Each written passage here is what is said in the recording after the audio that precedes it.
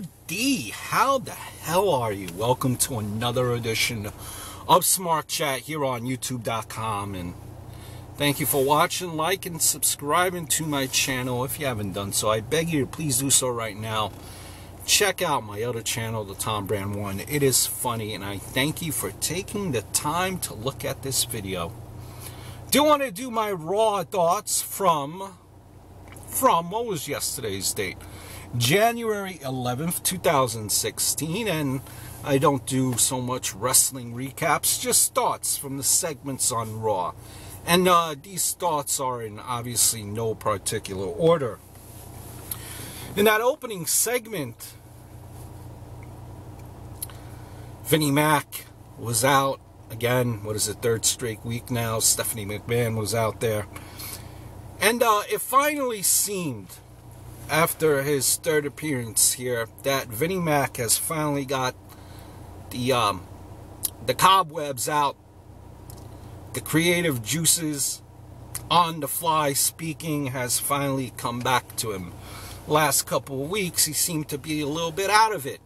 Maybe because he's been off of TV for so long. But this week, it finally felt that Vinnie Mac was back. The boss is back. You know, kind of think of it like, you have one of those old cars, like an old car, like a 13-year-old, 14-year-old car, 15-year-old car that you really don't use. And every once in a while, you haven't used it for so long because it gets you just from point A to point B. You have another car that you fancy. And then you turn on that old car. And it doesn't sound right for the first couple of minutes. First few days, but then as you start it up more and more, it feels just exactly the way it was before and brings you back as to why you keep that car. So that's what I equate to Vincent Mac there. Vinnie Mac, he's back. He's back. Definitely maybe not what he once was, being that he is 70 now, but it is better than what we've seen in the last 2 weeks. And speaking of which, McMahon here, if you've been following wrestling for a very long time, I know I have, from days of watching World Class on tape and AWA.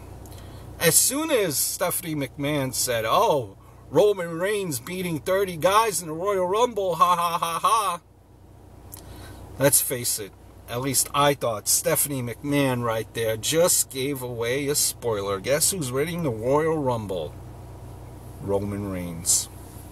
She spoiled it, everyone. Kevin Owens in that segment. Kevin Owens in that interaction with Roman Reigns in the main event there. One of the many in the one versus all. But Kevin Owens, the way he interacts outside of the ring, like on the apron with the fans during the match,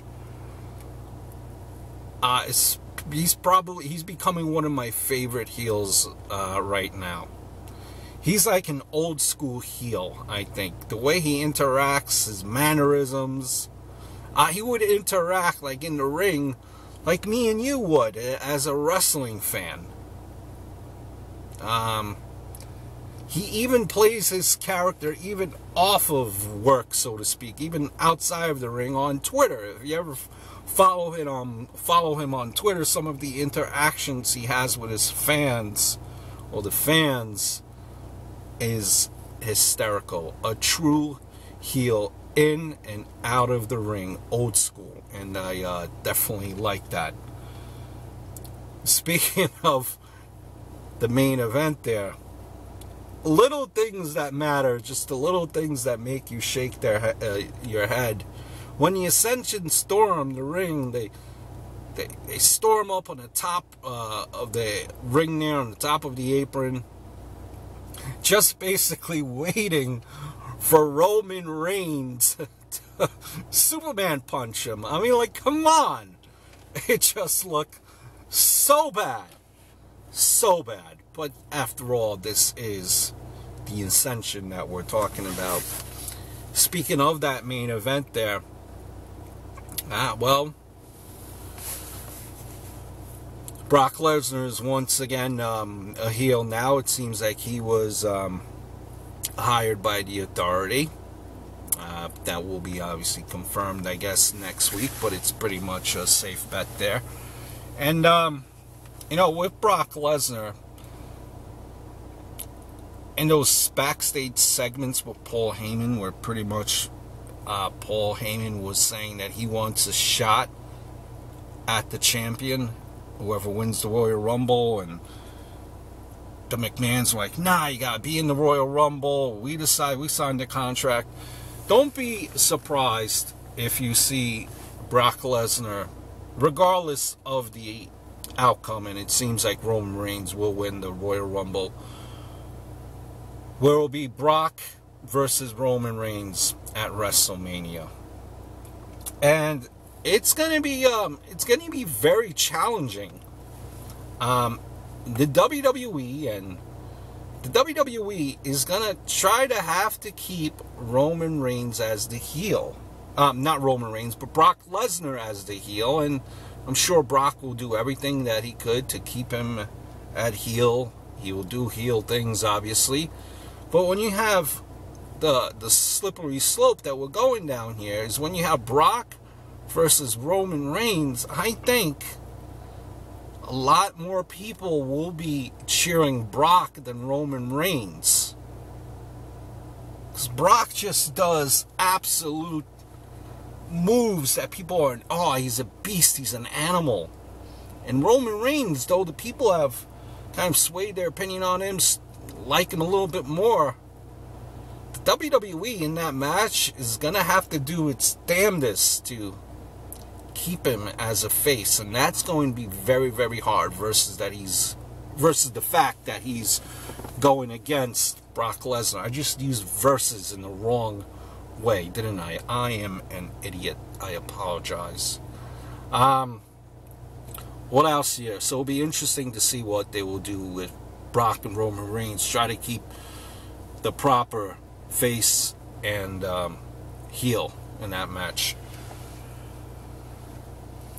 Callisto winning the U.S. Championship, I think that was good. You know, against Alberto Del Rio. Alberto Del Rio, you know, I liked his first run.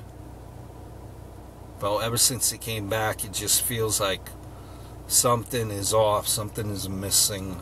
It just doesn't feel right with him. So, you know, Callisto, they could do a lot with him. They've been really pushing him with that move that he did in TLC and the Slammy Award, and now's maybe the chance with Sin Cara being injured. Callisto could maybe pick up some of that I guess Rey Mysterio rub that they you know, now that Rey Mysterio is gone, Callisto, with just the fact of his moves, and they push him the right way. Now with the title, I think he could be the next Rey Mysterio. Becky Lynch versus Charlotte. I really like this feud. I think this feud is definitely growing on me. If it's given time, if it's given you know, more than 5 minutes, I think this feud could really go places. Kind of maybe, I don't know, the equivalent of Steamboat. You know, a Steamboat Flair type of match from back in those days, or a Steamboat Savage interaction. You know that what I'm referring to, right? If given the opportune time.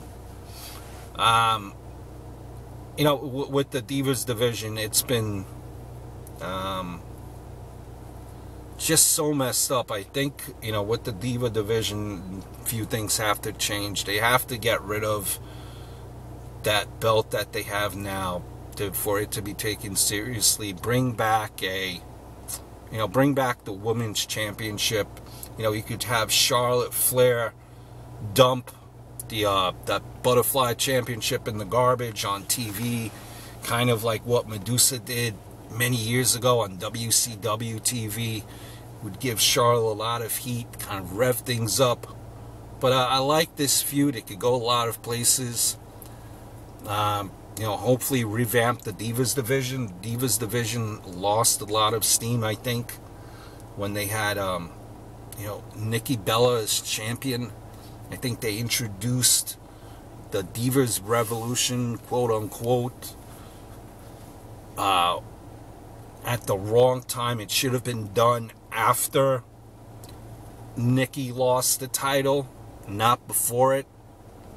And I think that's where it lost a lot of its steam too. But we'll see where this goes. I think this has a lot of potential with Becky versus Charlotte. Speaking of which, where is Sasha Banks? Wow. Wrestlers trying to make their name, trying to make their niche. Sting inducted into the Hall of Fame, with him being the first guy named for this year's induction at WrestleMania weekend there. I think it kind of all but pretty much sums up that Undertaker won't be in the Hall of Fame this year, and I was shocked. I thought definitely, being that it's in, Texas, definitely seen Undertaker being introduced into the Hall of Fame and, in his home state. I just don't see why they would introduce Sting and make him the headliner and then introduce The Undertaker if he was in fact going into the Hall of Fame. I think it would be the other way around. Speaking of Sting, he had JBL come in the ring, make it look like it was very important, which it is to us longtime fans. They showed a video, but jeez, that crowd could care less. Could care less. Wow. Just sucks. They should have. It almost felt bad for Sting. They should have just introduced him maybe in Atlanta or Chicago or New York. Bigger state than a state like Louisiana. Jeez, man.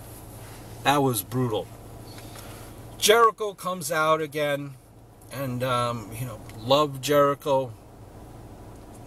But it just seems to lose its luster. I don't know.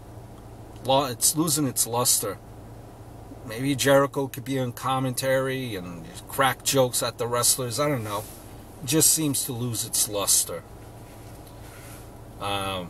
It's just not the same as it was before.